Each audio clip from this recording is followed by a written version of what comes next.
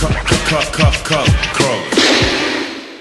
right, and we're back. So, we come back with zeal now because we're now full force into the season of superheroes.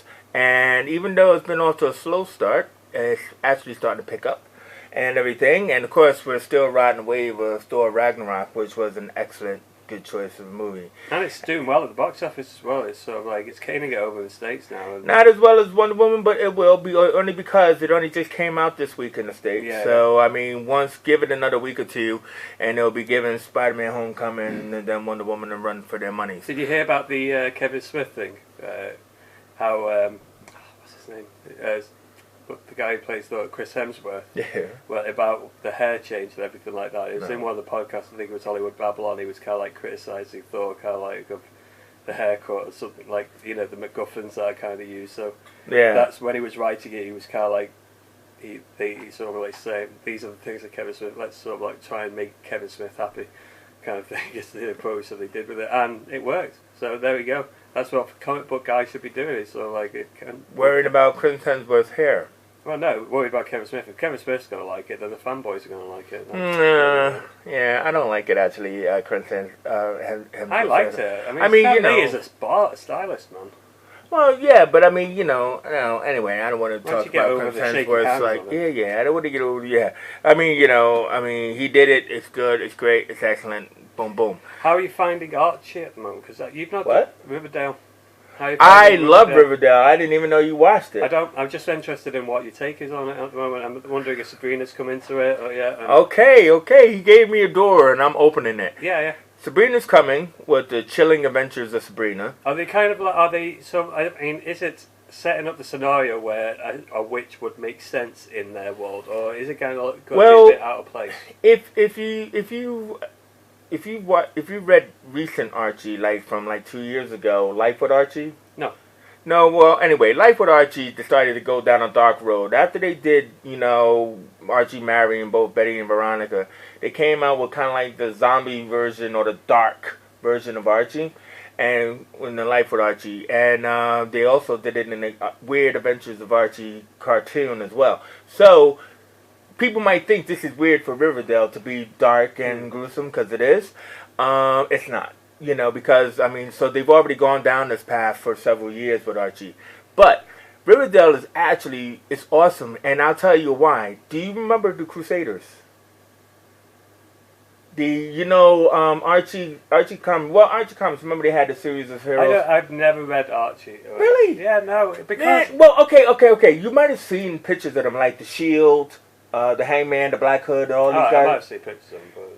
Well, anyway, they were in Archie. Archie Comics was a distribution, and they used to distribute superheroes, and they distributed through the Archie line and everything. And then at one point, Archie became a superhero, Pure Heart. Captain Pure Heart or Pure Heart the Powerful, whatever, and stuff like that. And they all became superheroes, and it was excellent. I mean, you can say, I'm totally geeked out. Why'd you got me going here? But either way is that is now been in season 2 of Archie, where they at least did name drops, like Jughead name drop Archie, because Archie, alright, real quickly, Archie's dad got shot last season. I don't know if they knew whether or not they were going to come back for season 2 or what, but he got shot at the end. Spoilers, but not really spoilers because it's on now. He survives. And but he got shot by a guy in a black hood. Right? And only me kind of had a little twinge. Right? Didn't think they were going to go down this route. Was it in your downstairs area? Did you get a twinge in the downstairs area? No. In my heart, I got a twinge because my favorite character was the Black Hood. Right? And because he gave my favorite line, heroes are only for comic books and stuff. But anyway, the whole point is, so this season has been all about Archie being so guilt-ridden about freezing and not helping his dad, and being terrified by this guy in the black hood that he's hunting him. He's carrying guns, he's taking drugs, he's going down a dark road and everything. And they're actually calling the guy the Black Hood. And I'm like, this is a nod to Mighty Crusaders in the Archie comics. To the point where Archie forms a vigilante group of his footballers, which now they got Reggie as a permanent character in the show, and he calls it the Red Circle because he actually picks up the Mighty Crusaders comic book made by Red Circle Productions. So he calls himself, his group, the Red Circle. I was geeking out. Puddle all over the floor, right? and everything. And Jughead calling him Captain Pureheart. It was just amazing. Anyway, this killer's going around killing people who you know, kind of like were involved with Archie in a dark way, right? You know, like Miss Grundy had a kind of like little sexual thing with Archie. Dead. You know, Moose and Mitch shot in the car just like Zodiac. It was. You gotta watch this. This season is awesome. It just dark and gritty. I mean, and Veronica, gorgeous. It's gorgeous. Yeah, but I just don't. I mean, is Sabrina a witch? Sabrina's not there yet. Yeah, but how's she gonna fit into this universe? Are you making it out? Because I mean, they say she's going to be a witch. Because the thing that everything you're describing to me, it doesn't sound like they've changed in any way from it sounding like a Dawson's Creek meets Varsity Blues kind of like. Yeah, but it's dark. It's dark. So by calling it the Chilling Adventures of Sabrina, oh my God, Archie gave a fake ID right to buy a gun. And it was the ID. The name on the ID was Wilbur Wilkins, which is that Wilkin boy. So all you Riverdale fans from the age-old times like me, geek out over Riverdale because it's awesome. I mean, I've never read Archie because it just always seems like every time I've seen the comic book, it just kind of like it you're younger than me. It's not your time. It looks like a Happy Days kind of like book. It's sort of like, you know, and it was the original. It was the original Americana, man. Archie was the original All-American boy kind of thing and stuff like that.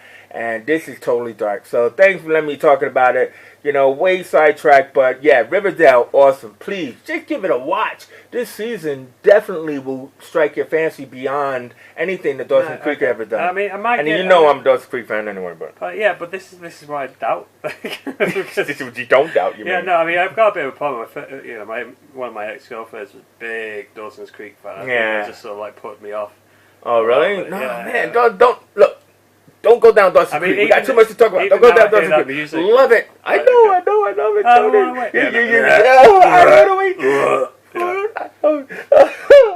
Anyway, oh my God.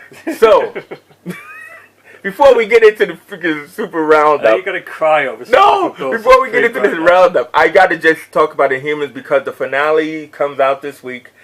And I hit my first disappointment. You know, the series has been really good. But I hit my first disappointment. What? It's not a spoiler, right? So they kill Gorgon. Right, okay. Right? The big black guy. They kill Gorgon. And not a scratch on his body.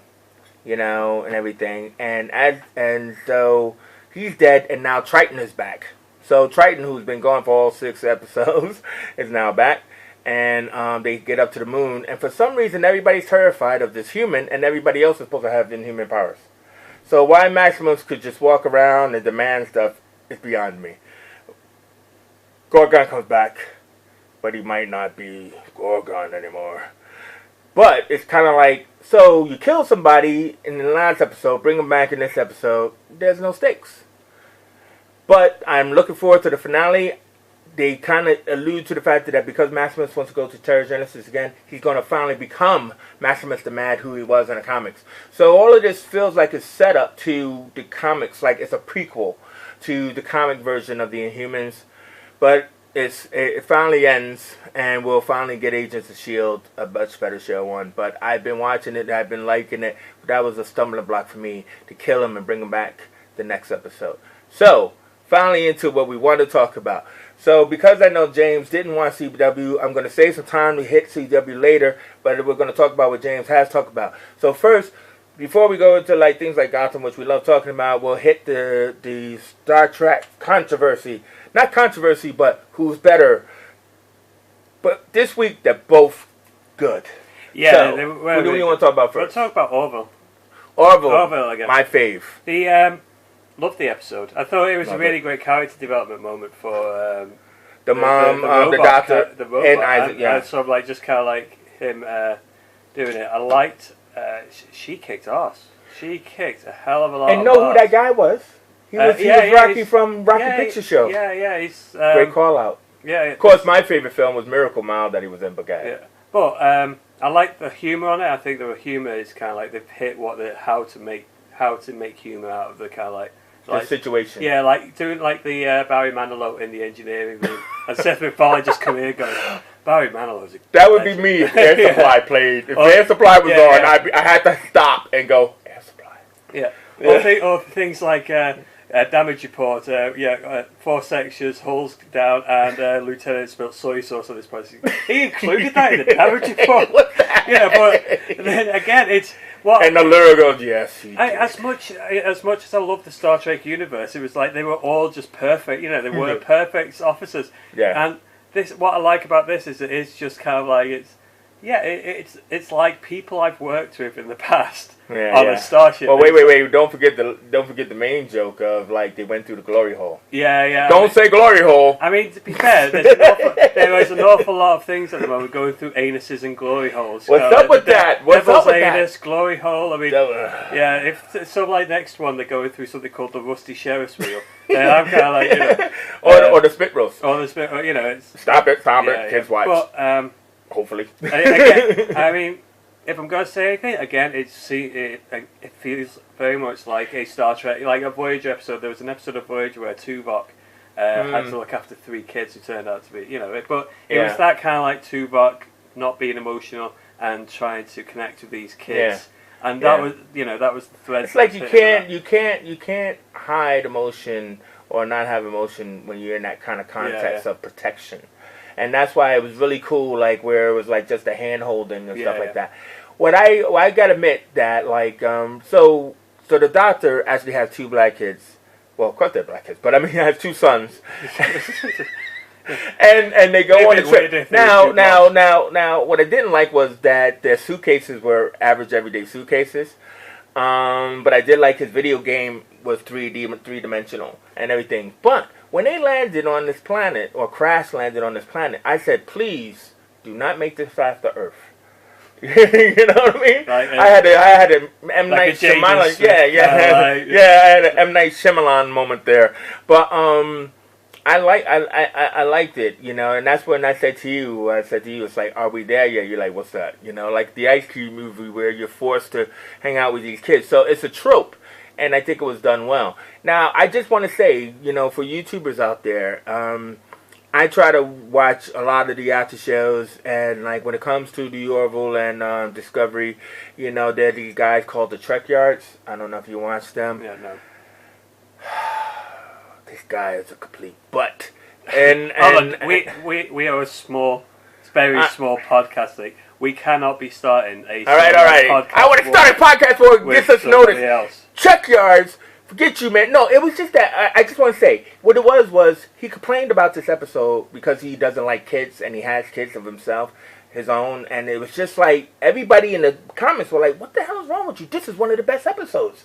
And he's just so dour. I think that's he's like Captain saying Fleet or whatever his name is. I don't like watching TV shows with people in clothes because I own clothes. Yeah, exactly. Anyway, I just had to drop down on that guy. So that was really good. Even the zombies, I thought it was great. That they tried to snatch up the little one and everything. And although there was no clear description, I mean, they had a virus. No, they had. Oh, why they eat kids? Eat people? No, we don't even know why they were abducted. It's just the robot that just said they might eat you. But there was no actual description. I thought well, because the other guy who had the mom wasn't trying to eat her. Yeah, exactly. He was so. But do we need character progression on these guys? No. They're never going to come back. They're not going to be like the Floridians or Cardiacians. But it was a really good character development because I think they know now that they got a season 2. But what they've been doing cleverly, and this is the final thing we can say about it, what the Orville has been doing cleverly is they have such a small team, but they have been introducing us, the audience, to them piece by piece. Yeah. So each one has had their own episode. I mean, Sky Grimes, I don't think he really had an episode except for when he was like doing the pranks and stuff. Did he have? Well, no, there was the episode when he went on board undercover on the. Oh yeah. Well, I guess you could say that. But there's not been kind of like a big kind of like. I think there should be more. I think there should be more about their relationship. Because they feel, in a way, like a Batman and Robin. And they probably would have been more of a Batman and Robin team if the wife didn't come into play. You know what I mean? Because he's the one who brought him on board. I think that probably what's going to happen is in a episode at some point they're going to use another kind of like Star Trek trope and have something going on. The pilot did something wrong, and they might do a flashback of him and Seth MacFarlane kind of up to how their friendship kind of like developed. And I think that's probably how the character development is going to be done in that way. Could just build on that previous relationship. They've already shown how he's got like a fascination with holodecks and he likes reprogramming. Yeah, with the Cowboys. With the Cowboys. And the first guy when he first meets him. So yeah, we're starting to see bits and but. So let me ask you before we move to the other one is that Star Trek is famous for its Trek triad. You know, Kirk, Bones, and Spock. Out of this team, do you think there's a Trek triad? No. I don't think so either. And I don't think it needs it's not. No, it's not. I agree with you. I think they're more Galaxy Quest than Trek. But it's like Voyager. I mean, obviously there's the captain who was the main thought, but Voyager didn't really necessarily. You know, you had like the core 16 team. You know, whoever was at the table, but. You know, and Deep Space Nine again. Deep Space Nine was another series that had Cisco always pretty much. But it was always kind of like shared focus between But I think what's good is that Captain Ed, Seth MacFarlane, can team up with anybody. Yeah. Like he teams up with Lara for her strength, Pickles, he teams up with his awesome, wife. But I think that she is one of the standout characters. Definitely. I think she is, the way she delivers some of the lines, sort of like, the way she handles. Okay, some of the effects, the way she's picking things up. Yeah. Well, no, man, but I let it go. I let it go.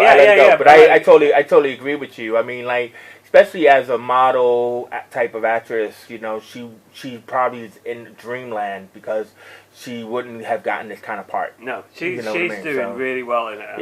And again, last thing I'd say, I just really special. I mean, I've always liked the Doctor. I can't remember her name, but from Deep Space Nine to 24. 24, she's always been a ridiculously strong actress and strong characters that she's done. And I just don't think they used her necessarily to the fullest until this episode. And it was this taking her out of the comfort zone. Put her in. She had to use her brain. She had to shoot people. So like, it's something that she couldn't do. It's sort of like even when she said to her son, "Don't forget our first job is to protect." So you know that the shooting thing was completely against everything that was doing. But it was that she is one of the best additions to the cast. I think eventually her and Norm Macdonald are going to get together. I think eventually he's like, well, where is she at? I loved it though that they gave him that moment though. I think that there's going to be a moment where she's walking away, coming out of the room, and she's got like a slide. Oh, stop it. Anyway, move on. It's Discovery. So Time Loop and Harry Mudd. Can I just say what I want to say about Discovery first? And this is what my mate said, and it completely changed how I look at Discovery from now on. You're not going to talk about that guy being black? No. Okay. I am looking now at Star Trek Discovery no longer as a prequel, but a sequel to Voyager set 50 years after it. And if you start thinking of it like that, the whole thing makes more sense in the continuity. You got the spore drive makes sense, the ship designs make sense, Klingon designs don't. But if you remove the fact that there's nothing in there apart from the fact they say what's his name? Kahless. They mention Kahless a couple of times. There is nothing really that makes you think they're Klingons. They could easily be another species just made up. Like the Cardassians. So I am now looking at Discovery like that because it makes more sense for my work. Well, I agree. Like, I can't remember his name. Maybe you remember, but there's a guy who does a podcast. I watch the podcast, Mr. Sunday Movies, whatever. He was a writer on Star Trek, and like he finally finally watched all of 7 episodes, and he said the same thing. He's like, he doesn't understand why they decided this was a prequel because they got things that there was not on Star Trek. So, I agree. I don't know why they feel this need. They've been doing this for years with Enterprise and everything else. This need to try and close the gap, and there's no reason to because nobody's walking around in those red and yellow T-shirts. Just do it afterwards. But nobody cares about the prequel. I kind of like, so I'm watching it now, and I've kind of, since I've come to that and I've made that up in my head, I'm quite happy and being quite content with feeling it. The Time Loop episode I thought was especially good Trek. It was sort of like great.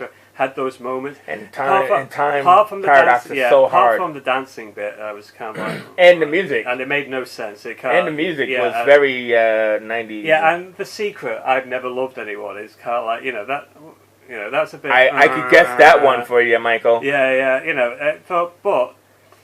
And she should have said, "I'm a virgin," is what she probably really meant. I'm not really a Vulcan. Yeah. I think she meant that. No, but I think that's what she meant was, "I'm a virgin," and that's how he said it. To be honest with you, because that would be a secret. Okay. You know what I mean? If she never loved anyone, she never had any relationship with anyone, she's a virgin. Get it? Yeah, right. So I think it was more palatable to say it that way. I never thought. Okay, anyway, what do you think about this online theory that, what's his name, man? Mud? No, this new guy. The security. Yeah. Something weird about, I think that there's something... There's a theory that he is Vok, the albino Klingon.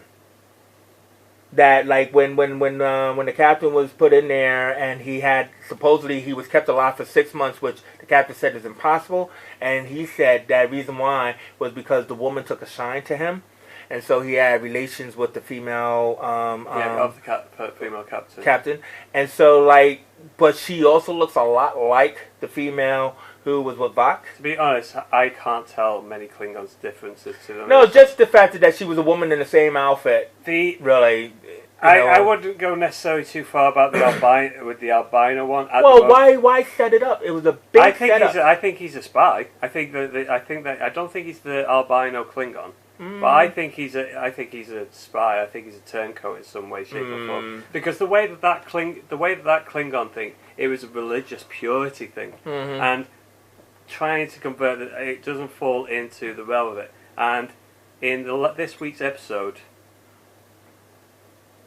it kind of says something about the female. So I don't think it's the albino, but I will kind of like say that. You hold that. I'll hold that. I mean, it's not my theory. It's a theory online and everything like that. And but the time loop in Harry Mudd was excellent. Him coming in the space well with the Andorian helmet. Now, a lot of people are saying it's like, okay, so Harry Mudd was left in prison. So how did he get out of prison? How did he get the time thing? How did he get inside the space well? How did he find the discovery? Well, he explained how he got out of the Klingon jail. So he's sort of like, he was a salesman. He had problems. He knew that he was captain of the ship. He knew that he could probably work something out. I'm willing to explain away some of those things. I don't know. Either way, it was good. I think it's. I'm just saying the arrival of him was good. Yeah, the arrival of him was good. And time paradox shows. I don't say they fall flat, but they're very hard to write, and this was very good. Especially because what I liked was a lot of writers like to write linearly, and they don't like to write gaps. Yeah. And so what they were saying was, oh man, we've been doing this for 500. For a really long time. For 500 times they've been stuck in this loop. So we only seen it like 3, 4, and they've been doing it forever. So I like that. Yeah, and I think it ranks up there on the time loop things too. The Stargate. Do you ever watch SG-1? Stargate SG-1? No, man. There was a great time loop episode of there where it's just point after like the 300 they've realised they're just repeating it and they're starting to play golf through the Stargate. He has in his papers. Nothing's going to happen. We're only going to die in another hour. So, it was a good episode, as I said. Yeah, a few little things. But I just... So, with that last one and this one? Yeah, but Harry Mudd. Harry Mudd in the TOS was a joyful, happy, scampy, Del Boy-ish kind of like character. Yeah. In this, he's more...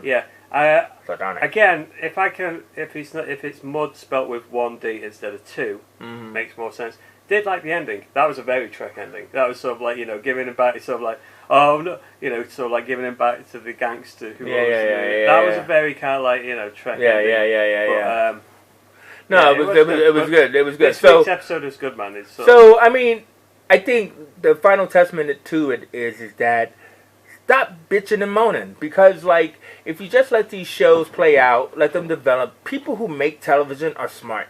They have a team of writers Just follow me. Not all. I'm just saying, man. They put millions of episodes into Discovery, and all I'm just trying to say is, people just bitch and moan because the first one is not what they expected. The second one, they want to pick holes at, and now we're like at 6 and 7, which are both great episodes. You know, if you want to even say the episode before that was great, I can even go far to say that. I'm just trying to say is just watch the damn show. All the episodes have been good. It's just been it's not been very tricky. All right, man, like but just watch the show. Just watch No, it's been enjoyable. It's been good. That's right. So stop bitching and moaning, man. I don't like bitching and moaning on this show. Anyway, so Gotham. It is look at this. Man. Can you guys remember like 2 months ago when this guy was like, anyway, it's but I hate to count, but what I was saying a couple of weeks ago, how they were kind of like what they should be, you know, having Gotham PD kind of like being, you know, Gotham nailing down all the crazy villains and kind of like, you know, becoming less corrupt. Mm-hmm. Well, the cops were way over the top corrupt. Yeah. I mean, this episode, they're definitely leading it to this whole idea of James Gordon kind of like bringing GCPD and controlling it, but there's still an element that can't be controlled, and that's what instigates Bruce Wayne to kind of like go off and complete his training. Well, no, I think it will be because the villains will get stronger, not that he can't control it. I mean, the point is, Jim Gordon can't be super cop and you know, like save people like he had to do in this episode and all that. But they've got an excuse at the moment. Bruce can sort of like go, the reason why my parents' killer haven't been, well, the reason why is because the police are corrupt. Once the police aren't corrupt anymore and those crimes are still going on, the excuse then is, well, you know, it's the police force aren't capable of handling this, so I have to step up. Yeah, which is again about he needs to be the symbol of the shining light. But it's also the symbol for him to become the Dark Knight and the light. The Bruce Wayne, the philanthropist, the light in the darkness. How about that? The spotlight. Yeah, that's exactly it. And what this first half of the series, I think, is doing is kind of like bringing it. So he has to make. Because he's derailing at the moment. He is acting. I love it. Finally, he's acting like a fucking 16-year-old kid. You know, for God's sake, if I was 16 and had billions, well, I mean, I wouldn't have made it till I was 17. Oh, that was cool. So wait a minute. Wait. Don't jump ahead. Okay. So Bruce is bored, right? He doesn't know what to do. He got this party event in his house. Feeling guilty over. Totally overwhelmed by guilt, and some girl shows up in his kitchen, and she's bored too. What? No, just checking. All right, the girl shows up in the kitchen, and she's bored too, and she's like, you want to get out of here, and he's like, yeah. Then he ends up in Tommy Elliott. Well, not Tommy Elliott's house, but in the house. His parents' house, and no. It was his mate. I was trying to say Tommy Elliott was there. And for those who don't know who Tommy Elliott is, he becomes Hush. Yeah, wasn't it Tommy Elliott? It was his mate who... It was Tommy Elliott's mate, Tommy Elliott's parents' place. Yeah.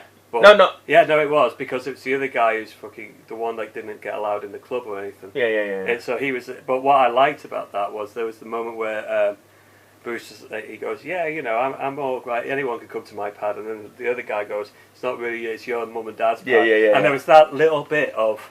Wait, don't get it confused. The other guy who he beat up is not Tommy Elliott. No. Huh? Yeah, no. Oh, okay. Yeah. No, the other guy is the one who said it's not your place, it's your parents. Oh. And Tommy Elliott went, well, no, it is. And it was that little bit of resentment that if you read the comics, you know that Tommy Elliott plays as being the good kid, but is always resented. Yeah. He wants his parents to die so he can get, he wants to be Bruce Wayne. Yeah. And it was that kind of like, no, it's it's that it's sort of like aspect. But also too is this is a good nod because he beat him up in school, and I think in season 1. Yeah.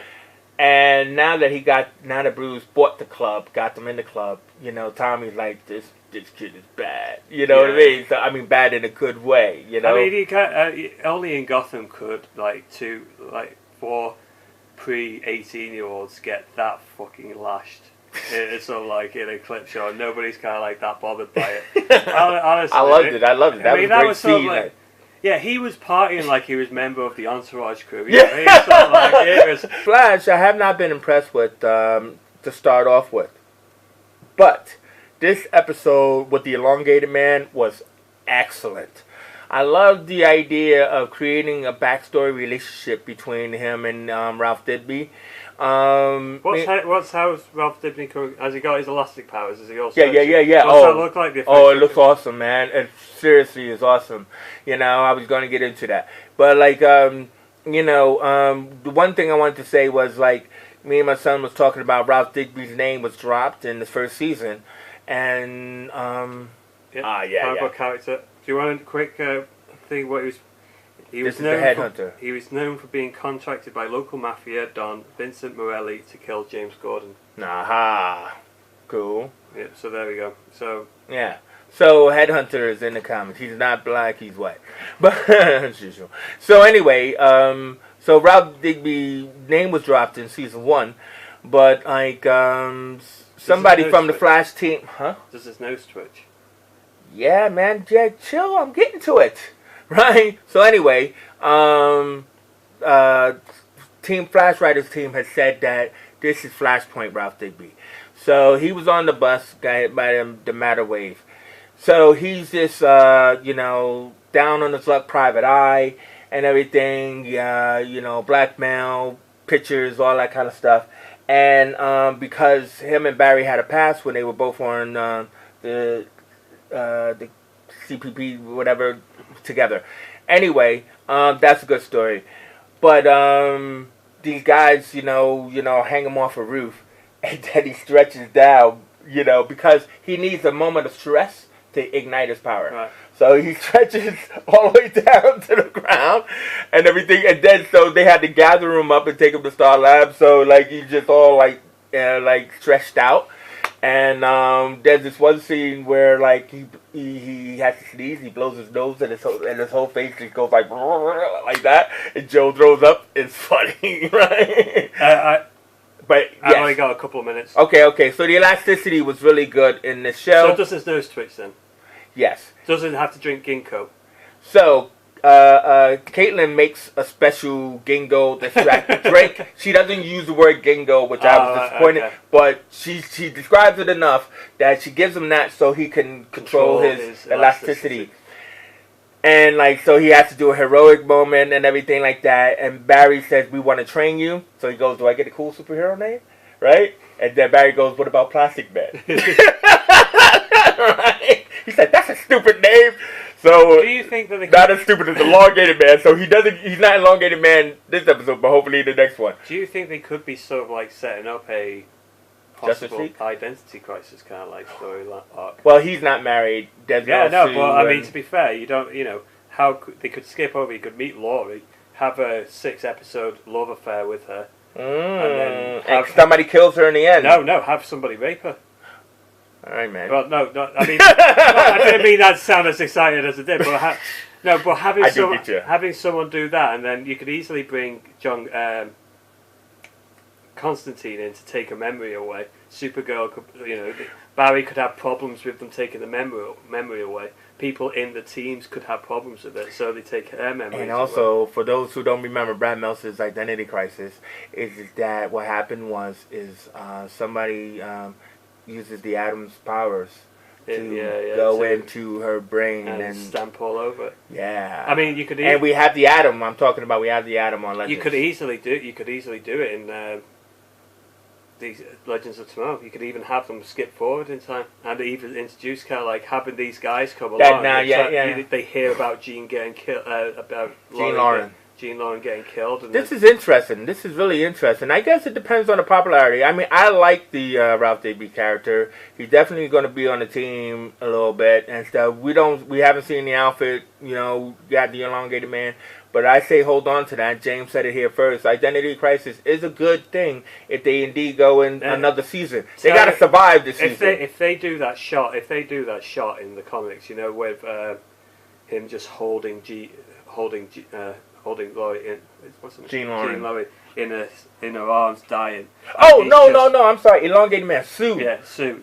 Jean Lauren is the one who killed her. Well, spoilers, because that is a big spoiler because it's a brilliant book, But that scene where he's just holding her and his face is melting, and even that scene in the church when he's trying to say it and he's having to hold his jaw. Yeah. I mean, if they do that.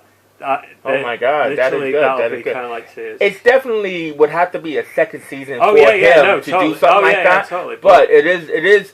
Hey, you never know. It is good. Matter of fact, because they already have this crossover being Earth X, that could be a great crossover for the next season because you have to bring all the heroes together for an event, like for a funeral. Damn, that's fucking. Excuse me, that's good. That's really good. All right. Anyway, I know time is running, so I mean, Supergirl. Forget about Supergirl. Legends was awesome. Legends was awesome. They did ET this week. Legends. Everyone's doing ET. Oh, but they did it. They did it point by point. But really, what they did is that in the past, in the 80s, Ray Palmer as a kid discovers a baby Dominator. Right. And brings it home because he's a lonely little kid, whatever, and stuff like that. And then he gets snatched up by not the Time Bureau, but the other time agents, whatever. And they kill the young Ray Palmer. So he's doing he's talking to the team. They got the ISIS girl. They're not calling ISIS and everything. And he disappears on them. And what happened? And then he died in the 80s. And so they have to go back. So when they go back to the 80s, he's alive again. Right? So it's they have to do the Back to the Future meets E.T. They riding on the bikes and everything. Everything. But the Dominator, they had a giant Dominator. They are not losing these Dominator things that they got going on, man. I mean, but you gotta watch it. You gotta watch it. So I just wanted to hit that one. It's sounding better than the other series. Totally. So anyway, that's a CW. That's a good enough CW roundup. We gotta close it out and everything. Excellent week. It's getting good.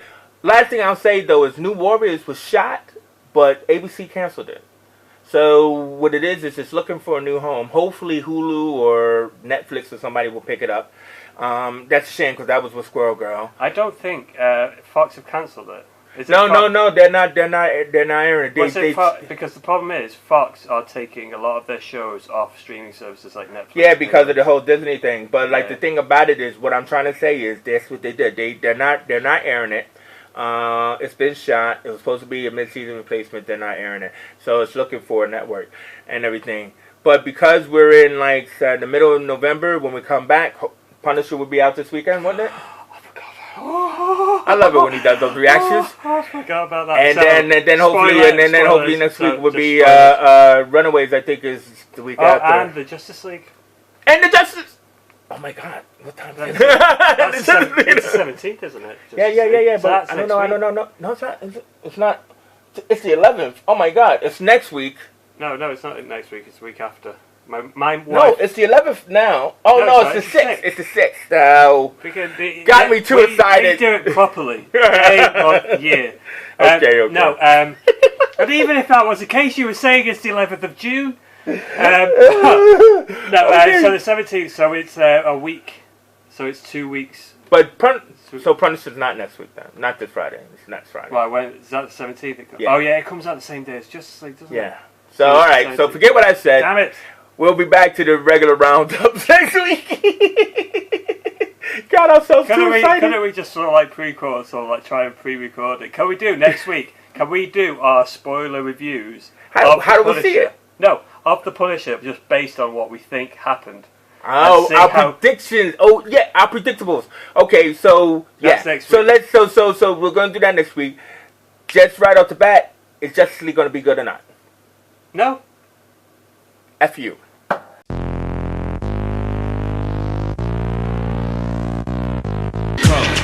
Color.